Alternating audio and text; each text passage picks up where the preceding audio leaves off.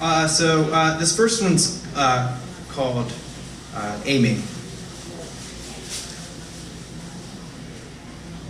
My left eye does different things than my right.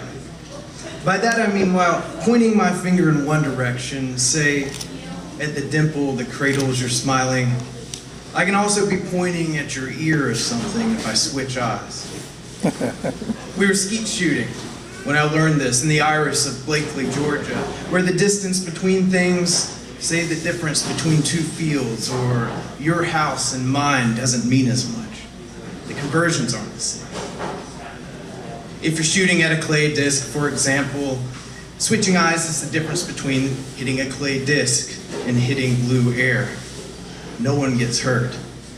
If you're shooting at a varmint, it's the difference between hitting the varmint and hitting a blade of grass. But if you're shooting at the sea, you come to find out when you make it back to the coast, it's still only the difference between hitting the sea and hitting the sea. The same goes for the sky, pardoning a stray and unfortunate cloud. I could be pointing at you, or I could be pointing at you. I like the idea of pointing at two things at once. I like to cross my eyes from time to time too, and then other times I like to close them.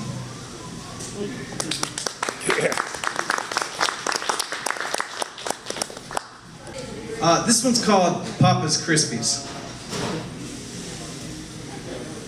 Papa's Crispies are still popping, but at the kitchen counter, he's getting all soggy and she's getting soggy, and they know it, and sometimes they do not pop at each other like they used to.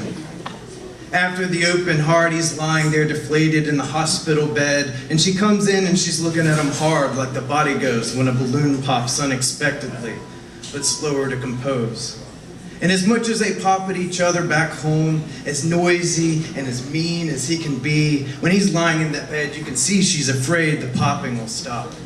Because she knows that a Crispy takes more than a Crispy to pop. I put an ear to my bowl sitting there by Papa at the kitchen counter and listen to my Crispies, and they make the same sound as Papa's. They're not quite as loud because Papa uses the big bowl. I wonder what happens inside him when he finishes all those Crispies, if the popping inside him has something to do with his keeping going. When she does not cook him his eggs and his bacon and his toast and jelly, she always gives him the Crispies. And I wonder now if she knows something I don't about the nature of popping.